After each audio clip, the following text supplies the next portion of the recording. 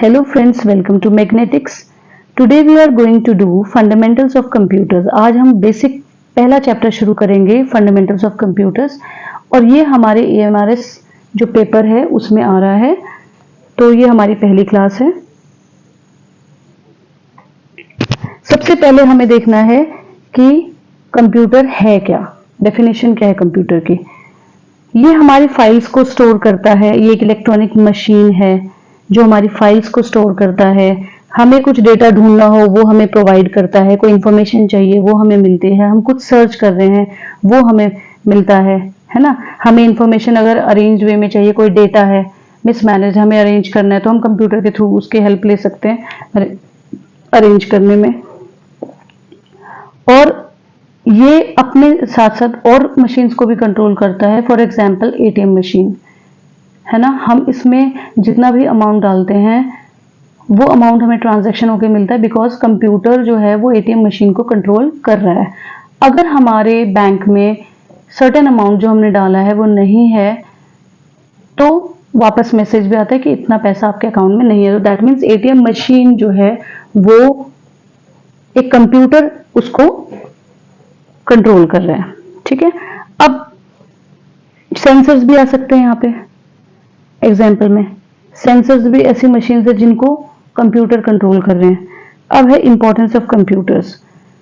Computer सारी field में almost चाहिए होता है। गवर्नमेंट का कोई भी स्कूल है, कोई ऑफिस है, कहीं भी आप देख लो बिना कंप्यूटर के कोई काम नहीं है। बैंकिंग है ना, बिजनेस है, एजुकेशन है, सब जगह ये एक जरूरत हो चुका है कंप्यूटर आज के डेट में। अब हम देखेंगे ऑल टुगेदर 5 जनरेशंस आ चुके हैं कंप्यूटर के अब तक। अभी एट प्रेजेंट हम 4th और 5th जनरेशन यूज कर रहे हैं।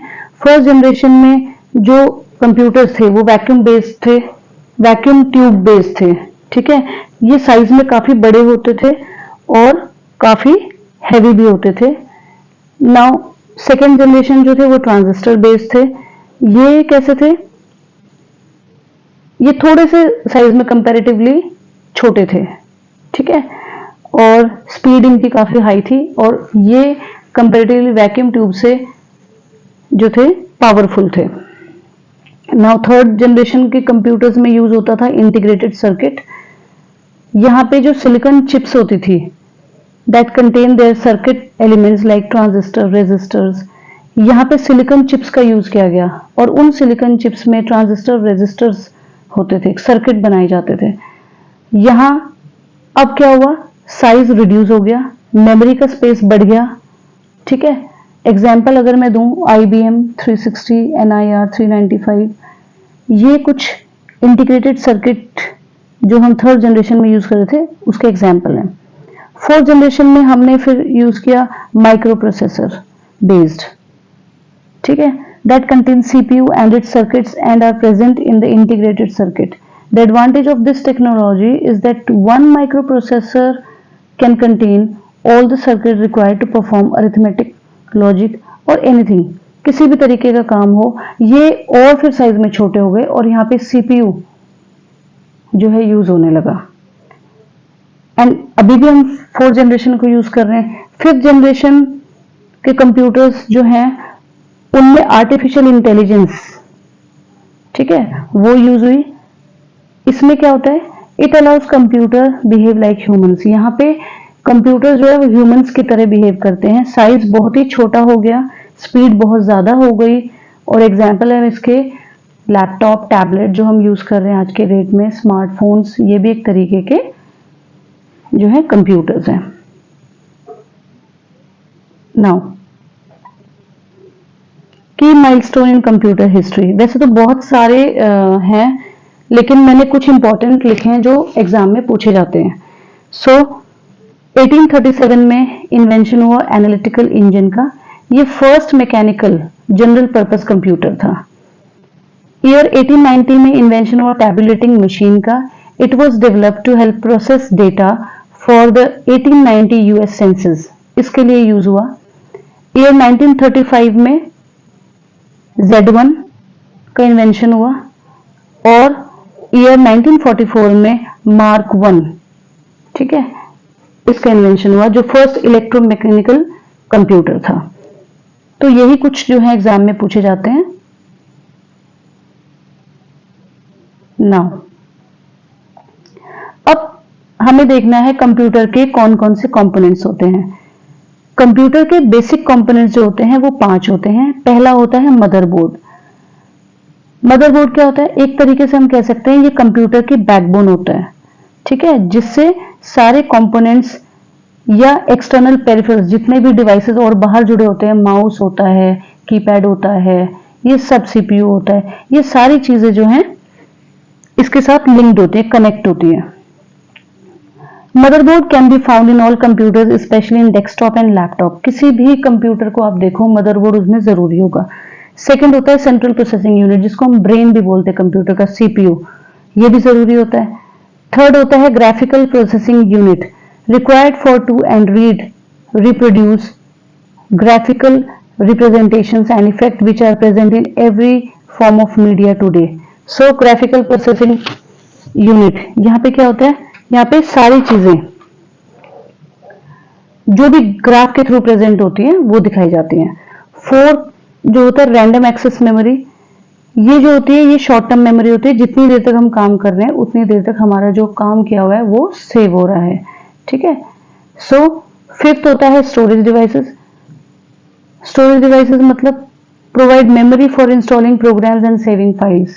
जितनी भी चीजें हम कर रहे हैं हमें सेव करनी है वो इन स्टोरेज डिवाइसेस से हमें हेल्प मिलती है। तो ये कुछ कंपोनेंट्स है कंप्यूटर के जो हमें पता होने चाहिए।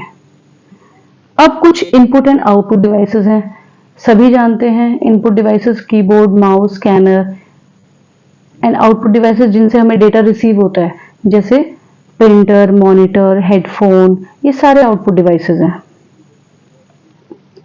अब कंप्यूटर का आर्किटेक्ट कौन था और उसका आर्किटेक्चर कैसा था? वॉन न्यूमैन ने इसका आर्किटेक्चर जो बनाया वो क्या था? Single shared memory for programs and data, a single bus for memory access, an arithmetic unit and a program unit। इन्होंने जो है आर्किटेक्चर बनाया जिसमें 3 बस सिस्टम थे। पहला था एड्रेस बस, दूसरा डेटा बस और तीसरा कंट्रोल बस। एड्रेस बस क्या करता था? Carries the address of data but not data between processor and memory. ये सिर्फ एड्रेस कहां से डेटा लाया गया है उसको ये प्रोवाइड करेगा, ठीक है, डेटा प्रोवाइड नहीं करेगा। डेटा बस प्रोसेसर और मेमोरी के बीच में जो डेटा है उसको लेके आएगा, और कंट्रोल बस जो है वो सारे सिग्नल्स या कमांड जो सीपीयू से मिल रहे हैं उनको रिसीव करेगा। Now the instruction cycle consist of 4 phases. अब 4 फेजेस की साइकिल होती है। क्या? फेचिंग एन इंस्ट्रक्शन, हमने यहां से इंस्ट्रक्शन दिया, उसको कंप्यूटर ने लिया, ठीक है, मेमोरी से। फिर सेकंड होता है उसको डिकोड करना, अपनी लैंग्वेज में उसको डिकोड करना। फिर तीसरा उसको reading the address from memory. अब कहां से मिला है ये जो मैसेज हमें कहां से मिला है, और फाइनली वो जो हम चाहते हैं, सपोज हमने 2+2 किया तो उसका एग्जीक्यूशन क्या हुआ कि उसको हमें ऐड करना है, तो ऐड करके कंप्यूटर में बता रहा है, that is finally instruction execution. अब बाइनरी सिस्टम क्या है? ये बहुत ही इजी है। Binary describes a numbering scheme in which there are only 2 possible values. 2 ही वैल्यूज होती हैं यहाँ पे, 0 एंड 1। इन 2 ही वैल्यूज को यूज किया जाता है। ये एक तरीके से कंप्यूटर का जो है बाइनरी कोड है, ठीक है, जिससे कंप्यूटर काम करता है, और ये सभी कंप्यूटर्स में यूज होता है।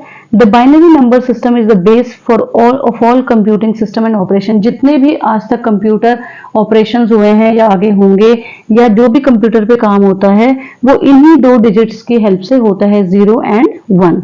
Binary number consist of a series of 8 bits known as byte. Binary number जो है वो 8 बिट्स का होता है, सीरीज ऑफ 8 बिट्स, जिसको हम बोलते हैं 1 बाइट। तो 1 बाइट में कितने बिट्स होते हैं? 8। नाउ अब ऑपरेटिंग सिस्टम क्या है? The operating system manages all the software and hardware on the computer. ये मैनेजर, एक तरीके का मैनेजर है ऑपरेटिंग सिस्टम। ये सॉफ्टवेयर एंड हार्डवेयर, हार्डवेयर क्या होता है? वो चीजें जो हमें दिखाई देती हैं, सॉफ्टवेयर वो एप्लीकेशन जो हमें नहीं दिखाई देती। तो उन दोनों के बीच में ये मैनेजमेंट करता है। It performs basic tasks such as file, memory, and process management, handling input and output, and controlling peripheral devices such as disk drive and printers. ये सारी चीजों को मैनेज करता है। हमने कुछ इंस्ट्रक्शन दिए कंप्यूटर को और कंप्यूटर ने उसका हमें रिप्लाई दिया, तो उसके बीच का जो काम है वो ऑपरेटिंग सिस्टम का है। पॉपुलर ऑपरेटिंग सिस्टम जो है वो Linux operating system, Windows operating system, ये सारे ही ऑपरेटिंग सिस्टम जो है वो काफी पॉपुलर ऑपरेटिंग सिस्टम है। अब है ऑपरेटिंग सिस्टम के फीचर्स क्या हैं। प्रोटेक्टेड एंड सुपरवाइजर मोड, ये डेटा को प्रोटेक्ट करता है और उसको सुपरवाइज करता है। फिर जो प्रोग्राम हमें रिसीवर तक पहुंचाना है, प्रोग्राम एग्जीक्यूशन कंप्यूटर ने जो पहुंचाना है वो ये काम करता है। फाइल का मैनिपुलेशन करता है ना, जैसे हमने कोई इंस्ट्रक्शन दी उसको किस तरीके से फिर रिसीवर तक पहुंचाना है, वो कोई एरर आ गया है या कोई गलती है उसको कैसे फाइंड आउट करना है, कैसे हैंडल करना है। इंफॉर्मेशन एंड रिसोर्स प्रोटेक्शन, तो हर तरीके के फीचर जो है वो ऑपरेटिंग सिस्टम के हैं। अब है डेटा स्टोरेज। बहुत सारे स्टोरेज डिवाइसेस हैं डेटा को स्टोर करने के। पहला है cloud storage, newest and most versatile type of storage for computers. ये काफी नया और वास्ट स्टोरेज है कंप्यूटर्स के लिए। It is a huge collection of server housed in data centres. External storage devices जो हैं एचडीडीज एंड एसएसडीज, है ना, ये कुछ स्टोरेज डिवाइसेस हैं। अब एचडीडीज क्या है, hard disk drive, simply call hard drive, हम हार्ड ड्राइव कहते हैं जिसको। एसएसडीज क्या है, सॉलिड स्टेट ड्राइव, है ना। तो इसमें क्या यूज होता है, सॉलिड स्टेट ड्राइव में इंटीग्रेटेड सर्किट असेंबलीज ये यूज होती है। नाउ अब यहां पे देखो, इसमें मेमोरी की जो कैपेसिटी होती है वो टेराबाइट में होती है, बहुत ज्यादा मेमोरी होती है। Flash memory devices contain trillions of interconnected flash memory cells that store data. जैसे इनको हम क्या बोलते हैं, फ्लैश स्टोरेज भी बोलते हैं। ये एक तरीके की नॉन वोलेटाइल मेमोरी होती है that erases data in units. Now अब डिफरेंस क्या है software and system software and application software. System software क्या होता है, system software is used for operating computer hardware. जो चीजें हमें दिखाई दे रही हैं, हमें मॉनिटर दिखाई दे रहा है, हमें कीबोर्ड दिखाई दे रहा है, माउस दिखाई दे रहा है, तो इन सब चीजों की ऑपरेटिंग को जो हेल्प करता है या हैंडल करता है उसको बोलते हैं system software. Installed when operating system is installed, ये तभी इंस्टॉल होता है जब ऑपरेटिंग सिस्टम इंस्टॉल्ड होता है। एंड एप्लीकेशन सॉफ्टवेयर वो होता है is use by user to perform specific task. किसी बेसिक टास्क को करने के लिए हमें जो एप्लीकेशन चाहिए, हमें जैसे फॉर एग्जांपल मुझे किसी काम के लिए एक लैंग्वेज है, जावा है, तो वो कब होगी, जब मुझे चाहिए होगी तभी मैं उसको इंस्टॉल कराऊंगी, है ना, ये चीज। तो यूजर की रिक्वायरमेंट के अकॉर्डिंग ही वो चलती है। Now networking fundamentals. Networks are comprised of 4 basic elements. 4 basic elements होते हैं नेटवर्किंग फंडामेंटल्स में। पहला है हार्डवेयर, दूसरा है सॉफ्टवेयर, तीसरा प्रोटोकॉल्स एंड फिर है connection. All data networks are comprised of these elements and can not function without them. जितना भी डेटा नेटवर्क काम करता है वो इन चारों की हेल्प से काम होता है। इनमें से अगर एक भी ना हो तो हमारा काम करना मुश्किल है। नाउ अब internet and its impact on computing.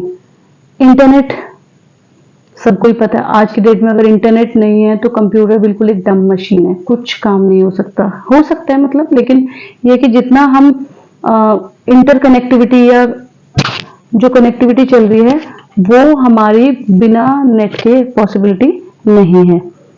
It has been postulated that 95% of all information available had been digitized and made accessible via internet. Internet के थ्रू ही 95% जो इंफॉर्मेशन है उसको डिजिटल मोड में हम कन्वर्ट करते हैं।